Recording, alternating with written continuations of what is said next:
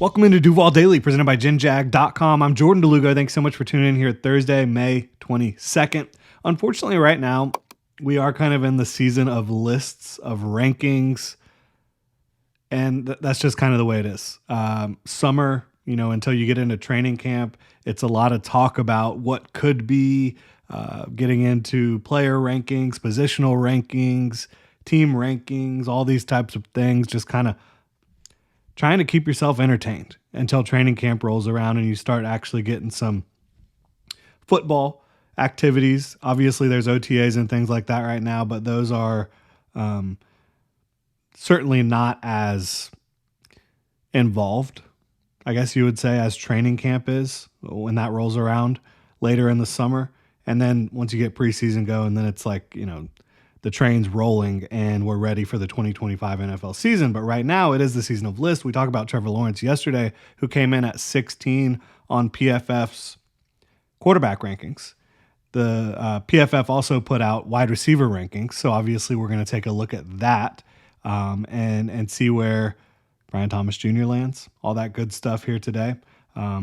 Really appreciate y'all tuning in. And I do want to say, it's not going to be exclusively just like looking at lists and talking about lists and power rankings and all these different sorts of things. On this channel, we are going to try to do some film room type stuff and other things to keep you engaged and entertained and talking Jaguars football with y'all. But there is going to be a fair amount of just kind of looking around the web and taking a peek at what other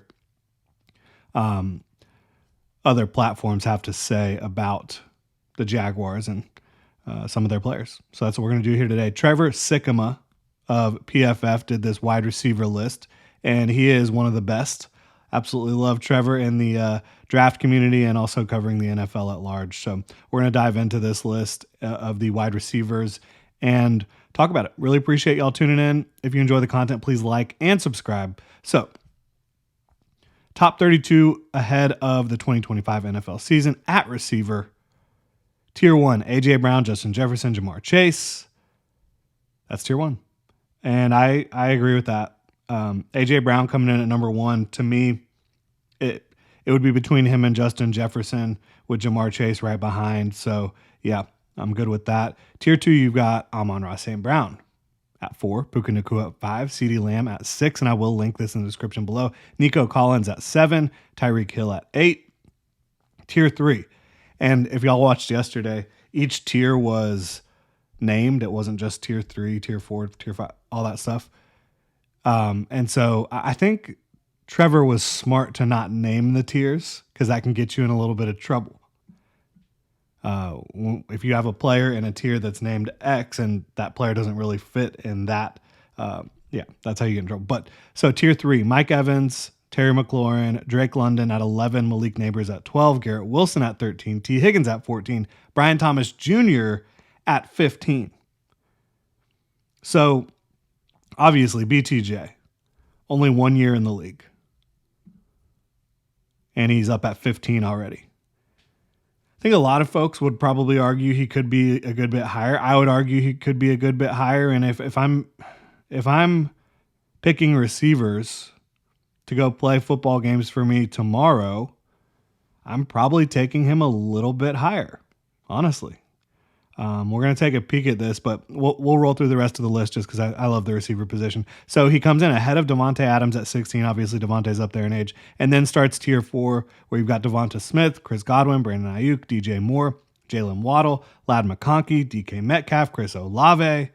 Tier 5 is Zay Flowers, Marvin Harrison Jr., Jackson Smith and Jigba, Rashee Rice, Josh Downs. Tier 6 is Debo, Cortland Sutton, and Jamison Williams. And Trevor said there's a number of guys that could have fit into tier 6 in the top 32, but they're only ranking the top 32 here. So getting back to Brian Thomas Jr., Trevor says Thomas Jr. emerged as a true difference maker in the second half of his rookie season, finishing with an 83.4 receiving grade and the 16th highest wins above replacement among wide receivers at 0.46. His trajectory is clearly upward heading into 2025, especially with the Jaguars hinting at an expanded role from the slot.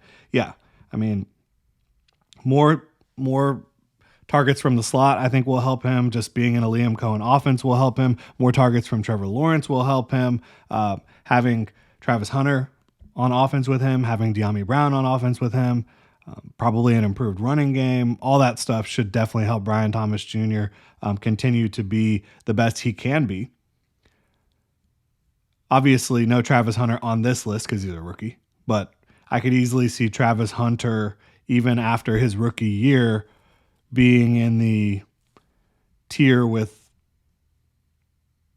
I mean, he could be in the tier 4 with Smith, Godwin, Ayuk, Moore, Waddle, McConkey, Metcalf, Olave.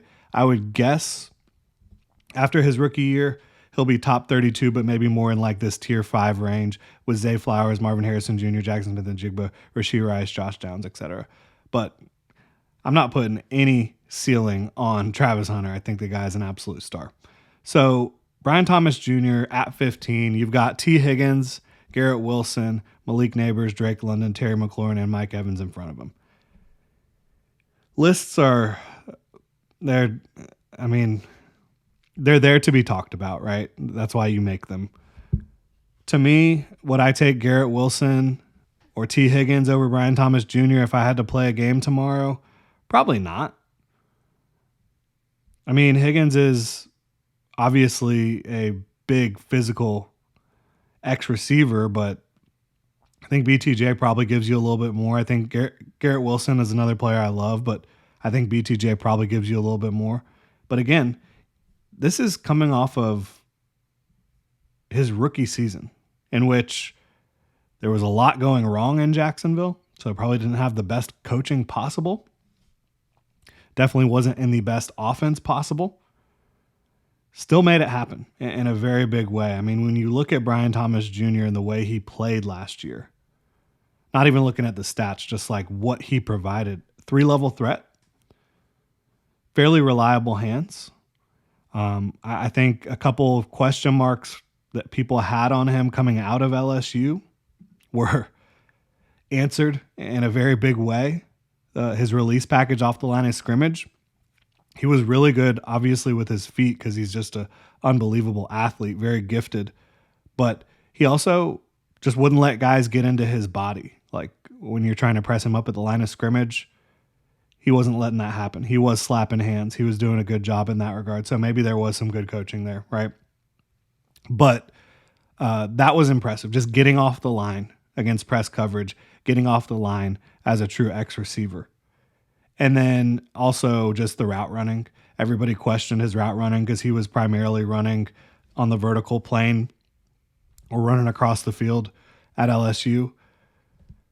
He can run routes, snappy route runner. Could pretty much do it all from a route running perspective. A couple areas where he could probably improve based on his rookie tape were just hands consistency. He only dropped 6 passes, only had 6.5% drop rate. But there was multiple times where he was able to come down with the ball where he had to double catch it. And that can lead to more variance, right? If you're having to double catch it, there's a chance that maybe you have a season where you end up with several more drops, right?